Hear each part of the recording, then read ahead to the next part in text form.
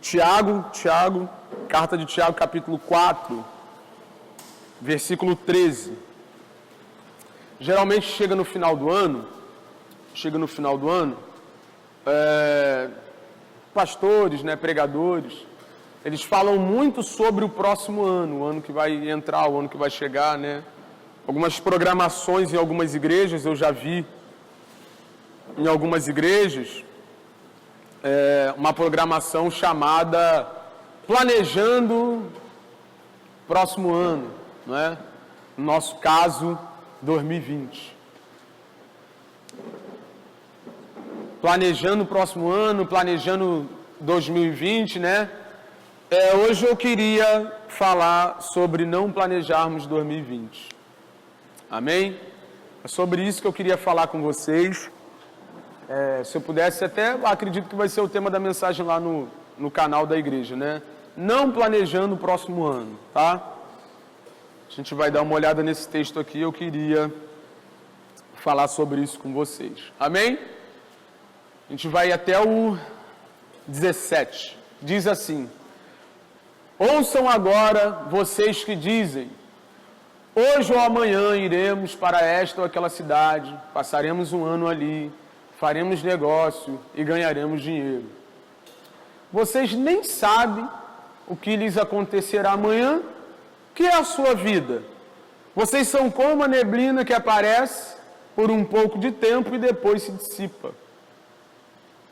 Ao invés disso, deveriam dizer: se o Senhor quiser, viveremos e faremos isto ou aquilo.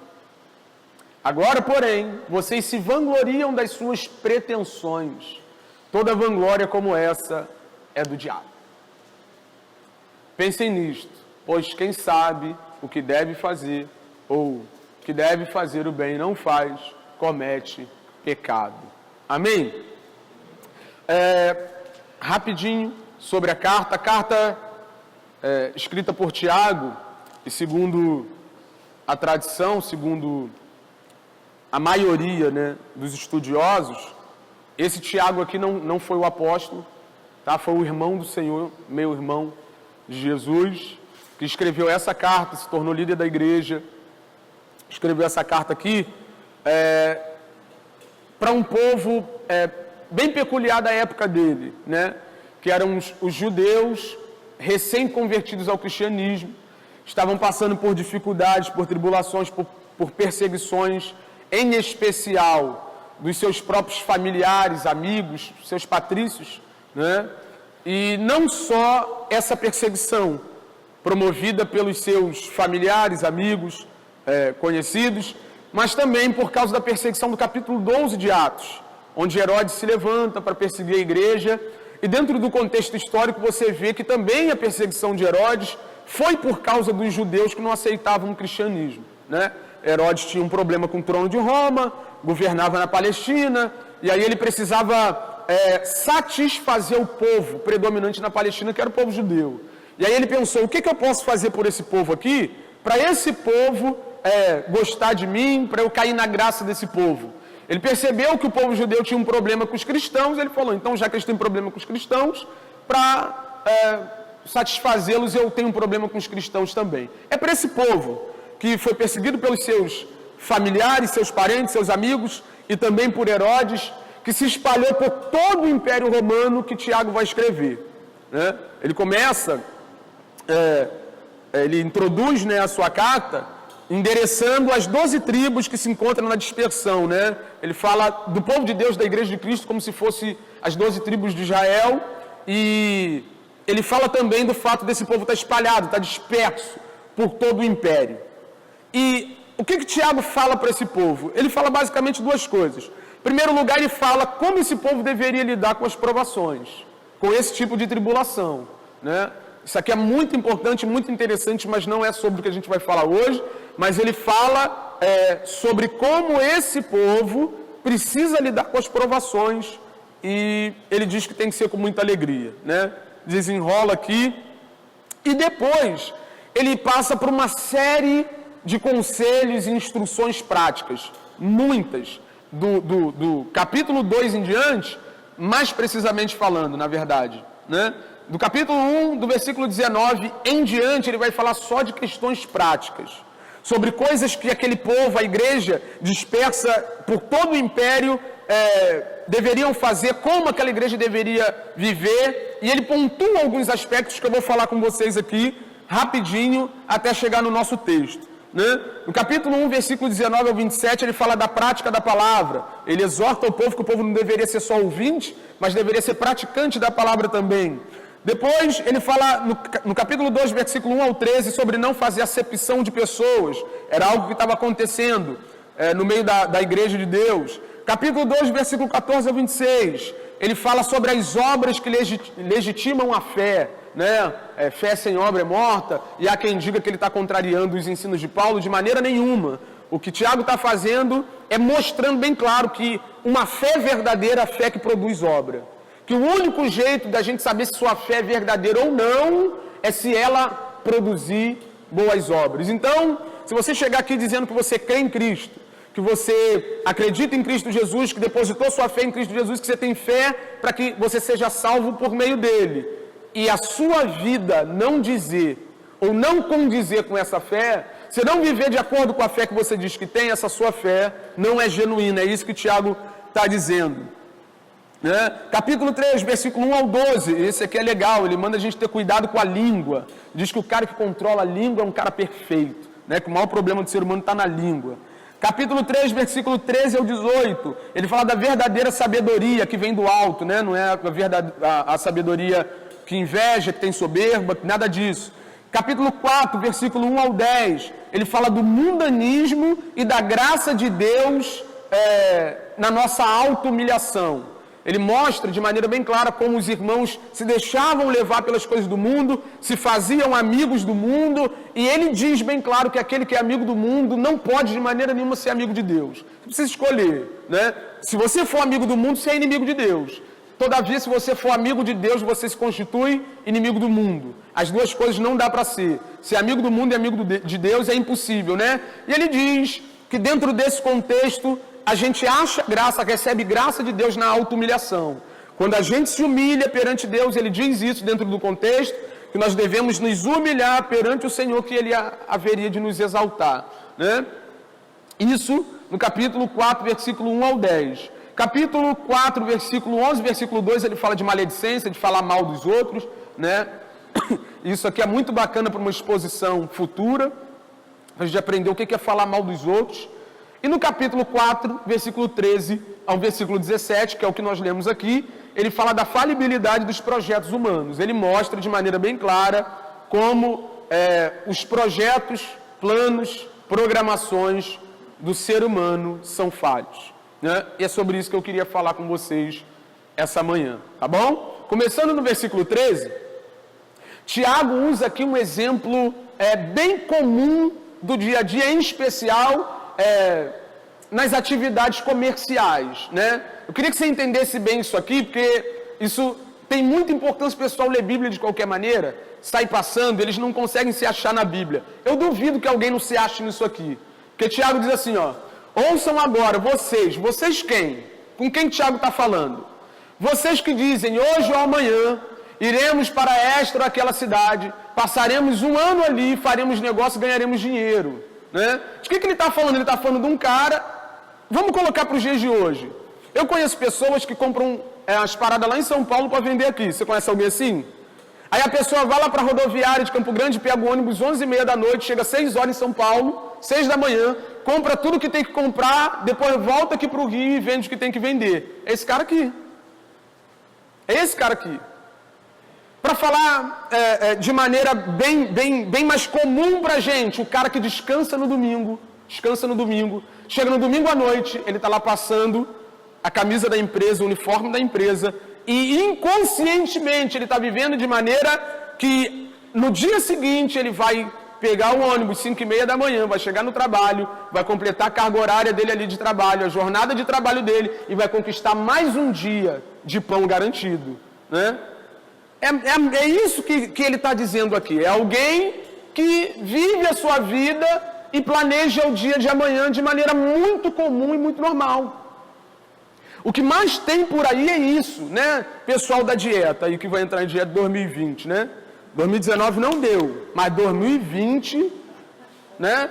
Eu gosto é da segunda-feira, irmão. A segunda-feira tem um negócio na segunda-feira. Coitada da segunda-feira, irmão. Coitado, né? O pessoal fala assim, esse final de semana eu vou ficar tranquilo, mas na segunda, não é assim que a gente faz? Na segunda eu paro de beber refrigerante, na segunda eu começo com a dieta, na segunda eu vou colocar um currículo, na segunda eu vou ver o curso, na segunda eu vou na autoescola, deixa passar essa semana, mas na segunda, esse cara aqui é o cara que acha que ele vai chegar lá na cidade, planeja ir para aquela cidade, vai negociar naquela cidade e ganhar dinheiro. Ele tem convicção de que vai ser assim, que é aqui que está o ponto, sabe? A pessoa tem convicção que ela vai dormir no domingo à noite, vai acordar na segunda pela manhã, vai pegar o trenzinho dela, vai para o centro da cidade, vai trabalhar e vai voltar para casa depois de mais um dia cansativo. Ela tem convicção que ela vai chegar na segunda-feira e vai começar a tomar o detox e vai cortar o pão, né? O pão francês. Ela tem convicção disso.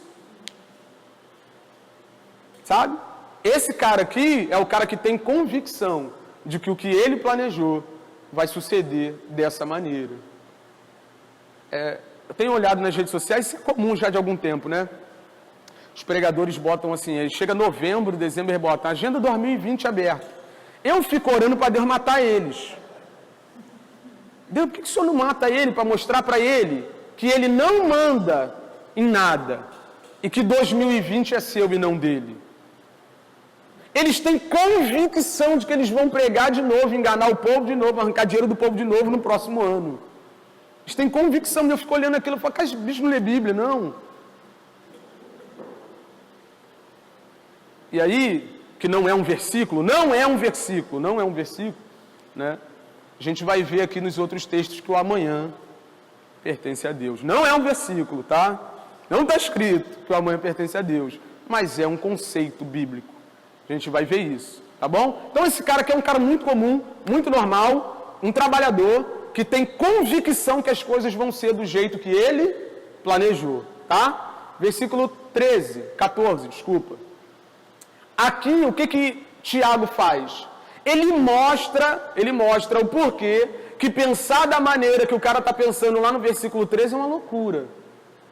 Aqui ele vai mostrar para a gente, ele vai dar 2 motivos para a gente compreender que os nossos planos, da maneira que a gente faz, do jeitinho que a gente faz, né, que a gente estabelece dentro de si, não é da maneira que a gente acha que é. Não vai ser como a gente diz e pensa que vai ser. E a primeira coisa que ele fala aqui, da qual ele fala, é sobre o fato do homem não ter domínio sobre o futuro. Vamos ver isso lá. Olha o que ele diz. Vocês nem sabem o que lhes acontecerá amanhã. É o velho, não, amanhã pertence a Deus. Não está escrito isso na Bíblia, amanhã pertence a Deus. Mas o conceito está aqui.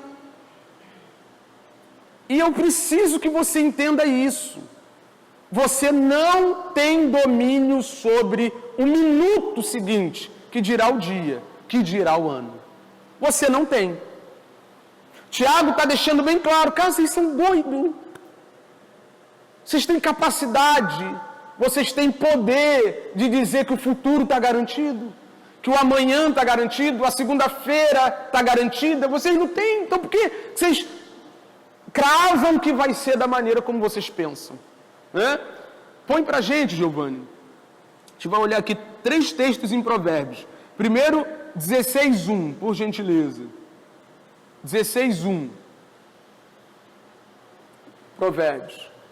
Ao homem pertencem os planos do coração, mas do Senhor vem a resposta da língua. Você fica fazendo plano, fica montando, projetando, arquitetando no seu coração, mas quando chega na segunda-feira, um acidente na Brasil, você não consegue chegar, ou a criança passou mal e você não pôde sair, ou você mesmo acorda com uma indisposição física e não levanta da cama. E o plano de chegar na segunda-feira e sair para trabalhar é jogado por terra, cai, desmorona. Né? Você faz plano, mas é Deus que decide.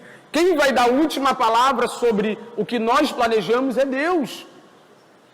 Quem vai dar a última palavra sobre a segunda-feira é Deus. A gente está aqui pensando, estava ali conversando ali fora. Cara, vai fazer o quê? Vai para onde no dia 1º? Que não sei o que lá. A gente nem sabe se vai chegar dia 1º. Sabe? Ele diz aqui, capítulo 19 e 21 de Provérbios. Muitos são os planos no coração do homem, mas o que prevalece é o propósito do Senhor. Então, o que vai prevalecer em 2020? É o que a gente está planejando hoje? É o que a gente está pensando para 2020 hoje? Honestamente falando, esse ano de 2019, Giovanni estava falando aqui no estudo, foi muito pesado por causa de muitas tragédias, né? Mas eu, particularmente, não planejei nada. Mas esse ano foi um ano de muitas realizações pessoais para mim, coisa que eu não planejei. Sabe? Compramos um carro, né? Entrei na faculdade, arrumei um emprego, estou aqui como pastor. Um monte de coisa foi acontecendo assim. Eu falei, caramba, Deus, calma, vem devagar. E eu estou fechando o ano, olhando para trás, eu falo assim, cara, eu não planejei nada disso, e só coisa boa. Você consegue compreender? Que do mesmo jeito que você não planeja coisas boas, se for a vontade de Deus no futuro, elas virão, e também coisas ruins que você não planejou, não previu, não tem capacidade de prever, elas virão. Vocês nem sabem o dia de amanhã, vocês planejam hoje, mas o propósito que há de prevalecer é o do Senhor. Amém? 27, Giovanni, 27, versículo 1. Olha lá. Não se gabe, né? Não se vanglorie do dia de amanhã, pois você não sabe o que este ou aquele dia poderá trazer. Você não sabe o que a segunda-feira, amanhã, não, você não sabe. Você entende isso? Eu uso muito esse exemplo para falar dessas coisas. Aquele pessoal que estava lá na Ponte Rio-Niterói, naquele ônibus atravessado com o sequestrador dentro, eles juravam que iam sair de manhã de casa, iam pegar o ônibusinho, iam chegar no trabalho tranquilo, iam trabalhar e depois iam voltar. Ninguém saiu de casa pensando em encontrar com o sequestrador. Ninguém saiu de casa tendo em mente a possibilidade do ônibus ser sequestrado no caminho, porque se fosse assim, ele não entrava no ônibus. Você está conseguindo entender isso? Você não sabe o dia de amanhã. Eu não sei o dia de amanhã.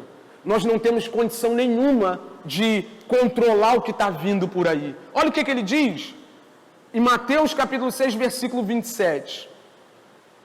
Mateus capítulo 6, versículo 27. Quem de vocês, isso aqui é interessante porque está dentro do contexto de ansiedade, né? De ansiedade. Quem de vocês, por mais que se preocupe, por mais ansioso que esteja, pode acrescentar uma hora que seja na sua vida? Quem é que pode falar para a morte assim, aguenta aí? Quando ela bater lá na sua porta, quem é que tem capacidade de falar para ela, eu vou viver mais uma hora, não me importuna agora não? Quem é que pode? Quem é que pode dizer para a morte, segura aí que eu não estou despedindo da galera aqui, dá um abraço nas crianças e tal? Quem é que pode, por mais que se preocupe, por mais ansioso que esteja, quem é que pode acrescentar uma hora que seja a sua vida? Então, você não tem capacidade nenhuma. Eu não tenho capacidade nenhuma. Nós não temos capacidade nenhuma de olhar para o futuro e dizer como vai ser, determinar um minuto para frente que seja. Nós não temos. Então, o Tiago está falando sobre isso, cara. Por que vocês estão fazendo esse tipo de plano se vocês não têm nenhum domínio sobre o que vai acontecer amanhã? Ele ainda diz em Lucas, esse aqui é muito interessante também, capítulo 12, versículo 16 ao 21. Olha o que ele diz, isso é uma parábola, né? Jesus está contando uma parábola. Então lhes contou esta parábola. A terra de certo homem rico produziu muito bem. Está vendo como as coisas boas também vêm na vida da gente? Produziu muito bem, né? Ele pensou consigo mesmo, o que eu vou fazer? Não tenho onde armazenar minha colheita. Então disse, já sei o que vou fazer. Vou derrubar os meus celeiros e construir outros maiores, e ali guardarei toda a minha safra e todos os meus bens. E direi a mim mesmo: você tem grande quantidade de bens armazenados para muitos anos. Descanse, coma, beba, alegre-se. Contudo, Deus lhe disse, na minha versão está escrito louco, sensato. Esta mesma noite a sua vida lhe será exigida. Então, quem ficará com o que você preparou? O que ele está ensinando aqui? Ele está dizendo que você pode trabalhar e juntar dinheiro um ano inteiro para comprar um carro no final do ano, né? Chega lá no final do ano, você vai lá e no cash, me dá esse 0 aí. Aí você compra o carro, né? De tanta emoção cai duro, né? Tão feliz, tão empolgado com um carro novo que você botou na garagem. Ai, meu coração, e pluf. E quem vai dirigir o carro? Sabe? Então, essa ideia aqui de ficar planejando, de ficar olhando para frente como se você tivesse domínio do futuro, sem saber que a qualquer momento você pode ser chamado, e a gente vai falar disso no versículo seguinte, ou no tópico seguinte, sem saber que o futuro não está sob seu domínio, sem saber que o futuro não te pertence, que o amanhã é de Deus, Deus é o dono da manhã. Planejar dessa maneira, dentro dessa perspectiva, é uma loucura, é insensatez, insensato. Você sabe se hoje é o dia de você partir? Você sabe se hoje é o dia que Deus há de te chamar, o dia que Ele vai pedir contas com você? Olha o que ele diz no 21. Assim acontece com quem guarda para si riquezas, mas não é rico para com Deus. O cara fica projetando, imaginando, coloca Deus de lado, porque essa é a questão do texto de Tiago, bota Deus de escanteio e vai pensando.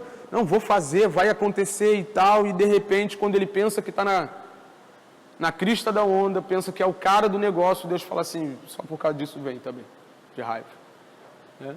Aí chama o cara e tudo aquilo que o cara planejou, tudo aquilo que o cara projetou, deixando Deus de escanteio, desmorona, porque o futuro é de Deus. Amém? Tiago continua lá, no versículo 14 ainda. Primeira coisa que ele mostra, o homem não tem domínio sobre o futuro. Não tem domínio sobre o futuro. Vocês nem sabem o que lhes acontecerá amanhã. Segunda coisa, ele diz, o que é a sua vida? Vocês são como a neblina, que aparece por um pouco de tempo e depois se dissipa. O que é a sua vida? Eu gosto de falar isso, mas não é porque eu sinto prazer ou quero assustar ninguém, não. Mas é porque a realidade é a melhor coisa do mundo para a vida de cada um de nós, né? Eu ando por aí agora, eu vou falando isso que eu vou falar. Você vai morrer. Você vai morrer. Você vai morrer. Se Cristo não voltar, buscar a sua igreja, arrebatar o seu povo, você vai morrer. E qual é o grande problema do ser humano? Que a gente vive como se não fosse. Amanhã eu vou a tal cidade, vou chegar lá, vou fazer negócio, vou trabalhar, eu vou, e Deus corta o fio de prata e ele diz, você não vai. Sabe? O Gugu tinha certeza, irmão, absoluta, que ele ia passar Natal com a família, que ele ia passar Réveillon com a família. Quem viu o especial lá da Record, viu que o presente do amigo oculto que ele tirou, Marcos Mion, estava lá. Ele achou que ele ia participar do amigo oculto. Você entende isso? Tinha um rapaz morava ali onde eu nasci e cresci ali, no bairro ali, né? E ele era ladrão. Todo mundo no bairro sabia que ele era ladrão, vivia de roubos.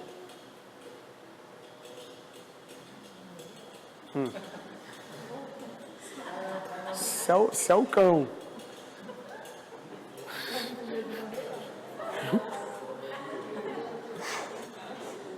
Concentra. Ele era ladrão, né? E aí, ele tinha uma loja de bicicletas, onde ele disfarçava que vivia a vida a partir daquilo, né? Mas o cara tinha um carrão, o cara tinha uma motaça. Alex sabe de quem eu estou falando. E um dia a gente estava lá na lojinha de bicicleta dele, a gente costumava parar muito ali, né? Eu e o saudoso Sérgio. A gente ficava ali, falava de Jesus, trocava uma ideia, tal. Cara, de repente ele trouxe uma sacola de roupa de dentro do carro. E a gente, tudo menino novo, o cara trouxe só roupa que faz os nossos olhos brilhar. Falei, Jesus Cristo. Irmão, eu queria uma muda de roupa para o Natal. Ele tinha uma sacola de roupa boa. Aí trouxe o tênis e ficou mostrando. Essa é minha roupa de Natal. Essa aqui eu vou botar no ano novo. Não sei não. Acho que eu vou botar essa. E a gente assim, ó. Meu Deus, que injustiça, né? Social. Cara, aí a gente saiu dali. Foi eu e o Sérgio andando, subindo na rua. Eu falei assim, Sérgio, se Deus não quiser, Ele não vai nem usar essa roupa. Isso era novembro. Lá pro meado de dezembro eu estava em casa, né? Lembro como se fosse hoje, sentado na cama, já estava com roupa, colocando a meia para sair para a igreja, não sei se eu ia pregar, não sei o que ia fazer, mas estava com uma das meias no pé, escutei um monte de tiro, corri para a rua para ver. E aí estava com um pé de meia, o outro sem, mais ou menos arrumado, quando eu olhei no portão, ele correndo, esse rapaz, correndo todo baleado, caiu perto do meu portão. Então o cara que estava com a roupa de Natal comprada, não chegou no Natal para botar roupa. O que é a nossa vida, irmão? Para a gente ficar fazendo plano, como se a nossa vida tivesse sob o nosso controle. Olha o que a Bíblia diz, em Jó capítulo 14, eu ia ler o 7:7, mas vamos de 14. 14, versículo 1 ao versículo 5, Jó no versículo 7:7, ele diz a mesma coisa que o Tiago diz aqui, que a nossa vida é uma neblina, que a nossa vida é como uma erva que nasce e logo o sol queima. Isso é a vida do homem. Isso é a sua vida. Olha o que Jó diz. O homem nascido de mulher vive pouco tempo. A gente pensa que a gente vive muito quando chega aos 60, 70, 80. Mas o que são 80 anos comparado à eternidade, ou pelo menos comparado à história da humanidade? Esse é o paralelo que você precisa fazer. Já são milhares e milhares de anos que se passaram e você só tem 80 no meio desse período. Mas se a gente falar de eternidade, piora. Sabe? O pessoal costuma dizer que o jovem sensato, ele guarda dinheiro. Né? Guarda dinheiro para o futuro. E no final eu vou concluir dessa maneira, mostrando como que se deve planejar de maneira correta. É assim que eu vou finalizar. Mas o jovem sensato precisa guardar dinheiro, precisa olhar para o futuro, planejar o futuro e tal, aquele negócio todo. E eu fico pensando, como que alguém diz que um jovem é insensato se ele não olha para o futuro para viver bem nos poucos anos de vida, no futuro dele, na velhice dele, e a pessoa não para pensar que um investimento melhor e maior seria para a eternidade que não vai ter fim. Cara, você pode guardar a maior quantidade, o maior montante de dinheiro do mundo. Você vai ficar velho, vai desfrutar da sua velhice, mas você vai morrer. E tudo que você guardou vai ficar para alguém. Contudo, quem junta tesouro no céu, quem tem um bom depósito com Cristo Jesus, o nosso Senhor, investiu para além da vida. Você compreende isso? Então, eu falo muito sobre isso, cara, vocês falam de que investir para a velhice é uma boa, mas a velhice vai passar e a eternidade? O povo que fica muito preocupado com a terra, esquecendo que ela é passageira, né? Mas vamos lá. O homem nascido de mulher vive pouco tempo e passa por muitas dificuldades.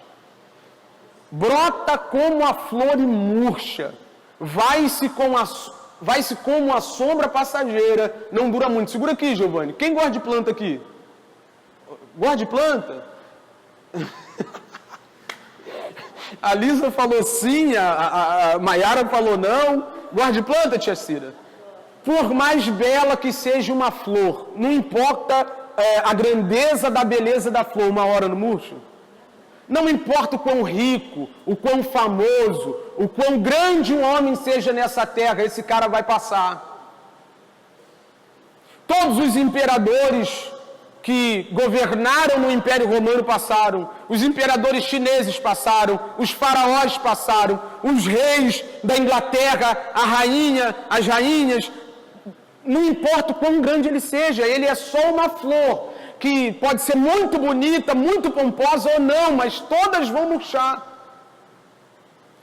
É como a sombra, né? Se for ali fora, você vai ver que com o movimento do sol, a sombra aparece e daqui a pouco ela vai saindo. E ela vai indo embora, e é isso que está acontecendo com a sua vida. A minha vida e a sua vida está indo embora, e você acha que você está no domínio de tudo. Nós achamos que estamos no controle de todas as coisas, e que nós vamos estar vivos aqui para ver os nossos netinhos e bisnetos. Você vai morrer. Como a flor que murcha, a sua vida vai passar. Como a sombra que se vai, a sua vida vai passar. Versículo 3, Júlio. Fixas o olhar num homem desses, e o trarás à tua presença para julgamento? Está falando, dialogando com Deus, né? Quem pode extrair algo puro da impureza? Ninguém. Por isso que precisou mandar o puro, né? Para resgatar os impuros. Os dias do homem estão determinados. Tu decretaste o número de seus meses e estabeleceste limites que ele não pode ultrapassar. Você não pode passar do momento que Deus determinou para você morrer. Sabe?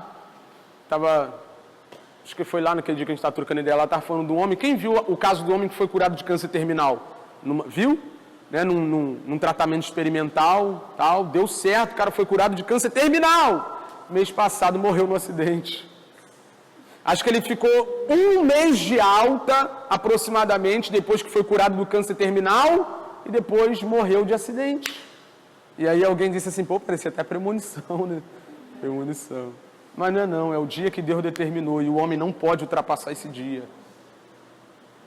Você não pode ultrapassar o dia que Deus determinou para você ir embora daqui. Você vai morrer, eu vou morrer, nós vamos morrer, e por isso que nós não podemos planejar o futuro como se isso aqui não fosse acontecer.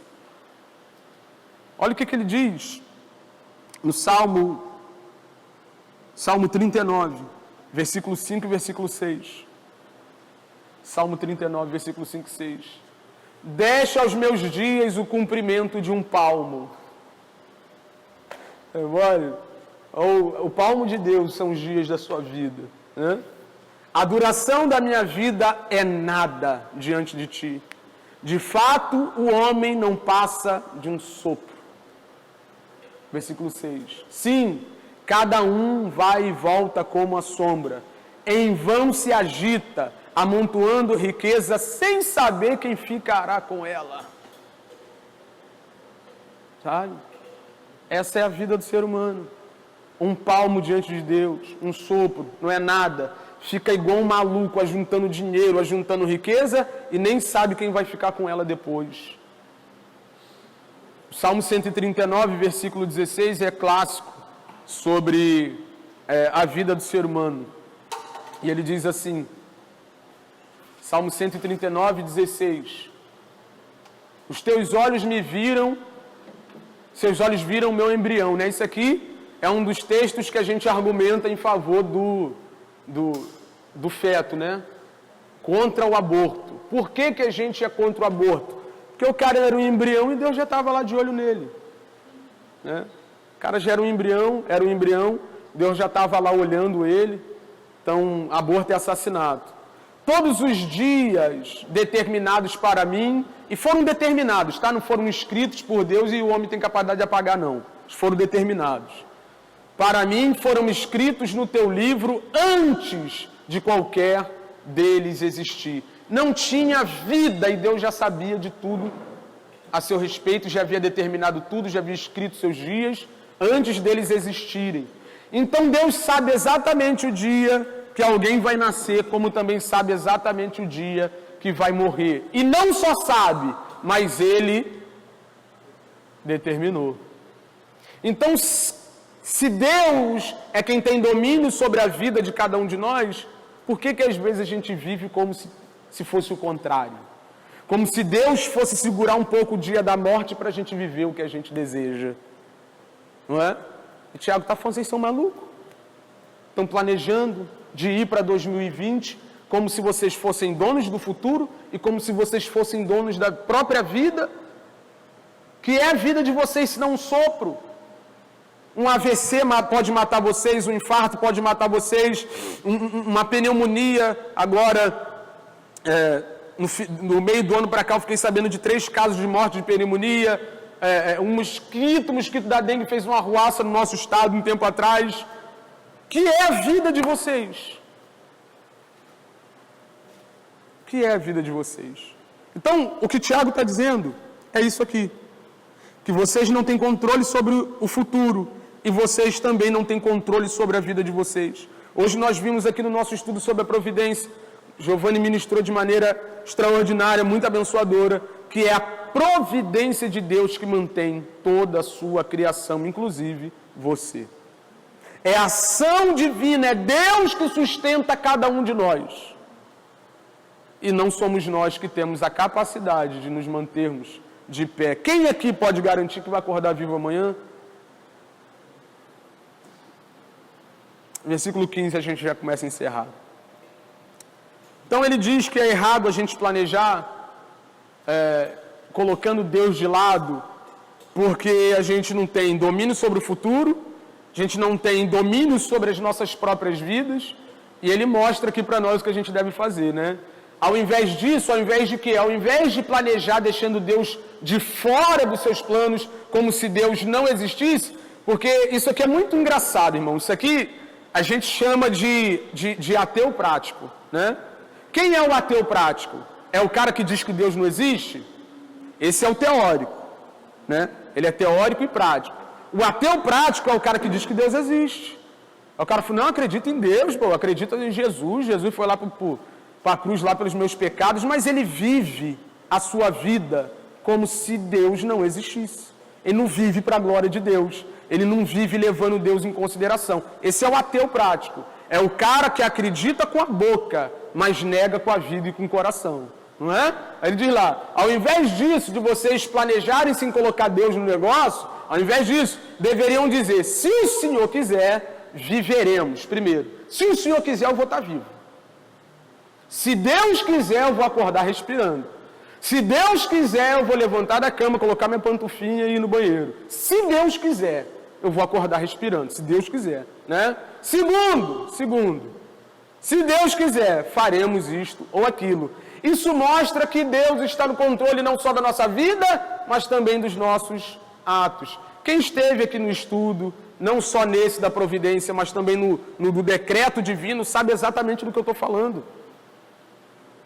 Toda a história está sendo conduzida pela mão soberana de Deus. A providência de Deus é que está regendo, governando, fazendo com que todas as coisas caminhem para que o propósito deles seja estabelecido, para que o decreto deles seja estabelecido. Wesley, isso quer dizer que eu sou só um boneco, uma marionete na mão de Deus? De maneira nenhuma. Se você esteve aqui no estudo, você também sabe que isso é um grande mistério. O homem é responsável pelo que faz, mas ao mesmo tempo Deus está conduzindo todas as coisas para que o decreto dele se estabeleça. Qual é a ideia? A ideia é isso aqui. Se Deus quiser, e essa expressão, se Deus quiser, é muito usada. Ela é muito usada em dois aspectos comumente, né? Ou como um jargão, uma frase comum a todos nós. Não, se Deus quiser, se Deus quiser, se Deus quiser. Ou quando nós queremos que Deus queira o que queremos. Não é? Não, se Deus quiser, eu vou chegar lá e vai estar lá. Não, você só quer que Deus queira o que você está querendo. Qual é o se Deus quiser correto? O se Deus quiser correto é o se Deus quiser, porque Ele é soberano e governa todas as coisas. O se Deus quiser correto é Deus que está no controle da minha vida e eu quero viver exatamente o que Ele quer que eu viva. Esse é o se Deus quiser correto. É assim que nós devemos fazer, se Deus quiser, em 2020. Se for a vontade de Deus, se Deus desejar dessa maneira, se for aquilo que Deus determinou e planejou para a minha vida. Isso não quer dizer que você vai ficar como um vegetal sentado numa cadeira, esperando o que Deus quer acontecer. Isso quer dizer que você vai vivendo a sua vida de maneira muito natural, mas confiando que Deus está no controle de tudo, regendo todas as coisas, mesmo que as coisas não estejam boas ou estejam boas, você sabe que tem alguém assentado num trono governando tudo. Essa que é a ideia. Olha o que diz Jeremias, capítulo 10, versículo 23. Jeremias, capítulo 10, versículo 23. Jeremias falando: eu sei, Senhor, que a vida do homem não lhe pertence. Ou seja, o homem não é dono de si. O homem não é dono de sua própria vida.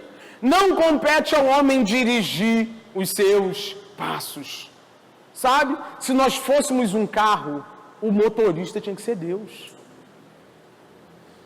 Se nós fôssemos uma carroça, o carroceiro tinha que ser Deus. Se nós fôssemos um drone, o controle estava na mão de Deus.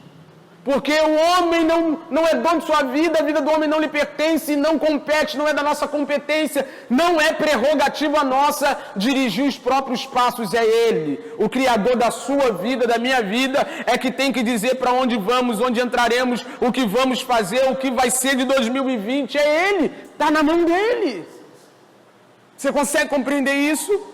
Não é sobre o que eu quero, sobre o que eu desejo, sobre o que eu penso, é sobre aquilo que Ele planejou, sobre aquilo que Ele projetou, sobre aquilo que Ele determinou. E eu preciso viver com essa consciência. O se Deus quiser não é uma frase aleatória. O se Deus quiser não é querendo coagir Deus para querer o que eu quero. O se Deus quiser é Ele que tem que querer, porque Ele é que governa todas as coisas. Você entende isso? Olha o que ele diz. Salmo 37, versículo 5.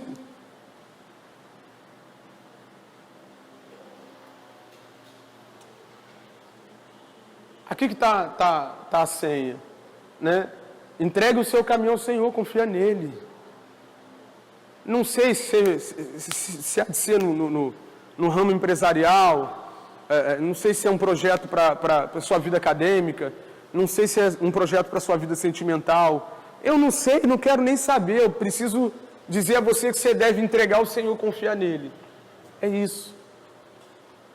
Sabe? Esse cara aqui de Tiago, ele deveria dizer: eu vou lá para outra cidade, se Deus quiser que eu vá, se Deus desejar que ocorra dessa maneira, minha vida está na mão de Deus, se Deus quiser eu vou negociar, eu vou fazer dinheiro, mas se Deus não quiser, eu confio que Ele há de fazer o melhor para a minha vida está na mão de Deus.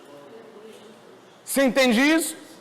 Provérbios 16, 3. Olha o que ele diz lá e a gente encerra aqui.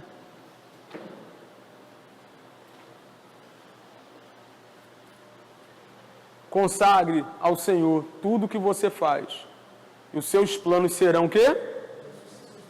Tem uma versão que diz que eles serão estabelecidos, mas essa palavra aqui desse texto, ela não fala de que se a gente entregar a nossa vontade, os nossos planos, tudo que a gente faz na mão do Senhor, elas serão feitas. Quer dizer que a gente vai ter sucesso. E qual é o sucesso do cristão, irmão, quando a gente entrega alguma coisa na mão de Deus? Uma vez eu ouvi alguém dizer, eu achei isso lindo. Lindo, lindo, lindo. Ele diz que quando a gente não dá certo naquilo que é errado, é sucesso. Sucesso é não dar certo naquilo que é errado. E eu já cansei de louvar Deus por não ter dado certo naquilo que não era para mim.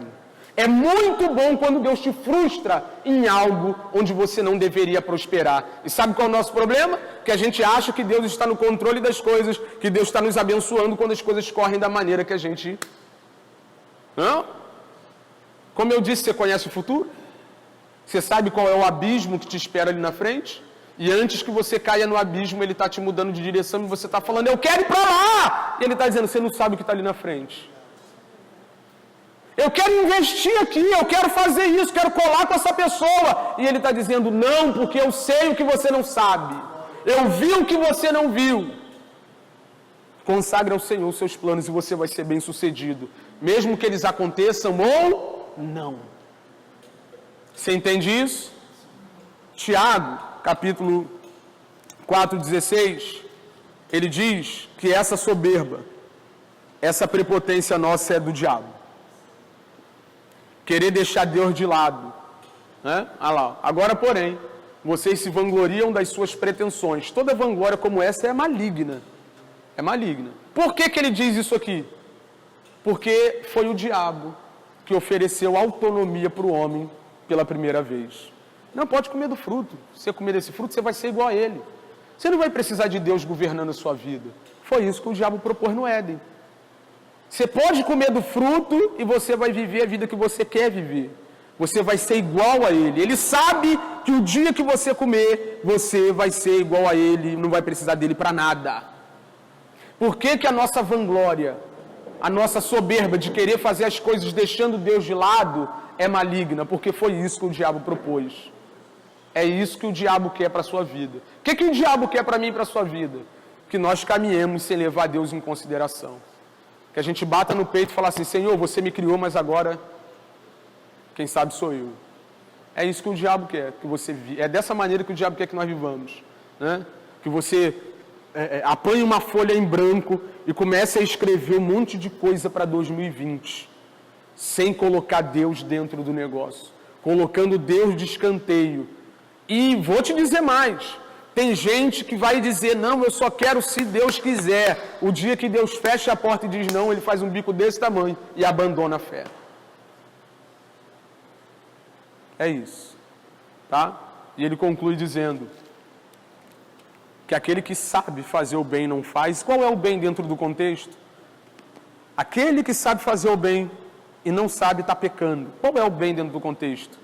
Não planejar nenhuma coisa, se Deus não tiver dentro dela como amém.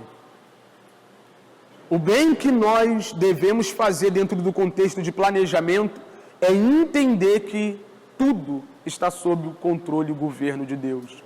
Entregar nas mãos dele e confiar que ele há de fazer tudo por nós. Agora eu queria falar de duas coisas aqui, sobre as quais vão te ajudar a viver e planejar de acordo com a vontade de Deus. Primeira coisa que você deve fazer, você precisa obedecer a palavra de Deus e viver de acordo com a palavra. Seja um empresário segundo a palavra, seja um marido segundo a palavra, uma esposa segundo a palavra, um filho segundo a palavra, um funcionário segundo a palavra, um cidadão segundo a palavra, e você está, posso garantir porque é a palavra, 100% dentro do planejamento de Deus. Tá? Isso aqui não é um livro de receita moral, isso é a vontade de Deus. A vontade de Deus está registrada aqui. Aqui está tudo que Ele quer e espera de nós. E quando nós andarmos, vou fazer um negócio, vem aqui e vê como Ele deseja que você faça um negócio. E você vai estar dentro da vontade de Deus, não sendo a vontade de Deus. Né? Segundo lugar, vai orar, irmão. Vai orar. Né? Por que, Wesley? Deus precisa que eu ore para fazer as coisas acontecerem segundo a vontade dEle? Não. Deus não precisa que você ore para Ele fazer as coisas segundo a vontade dEle. Contudo, Ele mesmo determinou que nós orássemos para pedir que Ele faça em nossas vidas a sua vontade. Pai nosso que estás no céu, venha a nós o teu reino, seja feita. Vai orar, crente.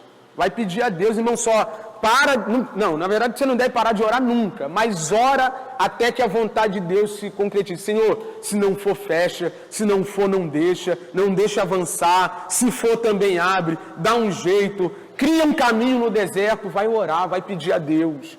Pede por 2020, pede pelo futuro, mesmo que você não chegue lá, o seu dever é clamar e entregar na mão de Deus. Entrega o seu caminho ao Senhor, confia nele e o mais Ele fará. Amém? Coloque-se de pé para a gente orar.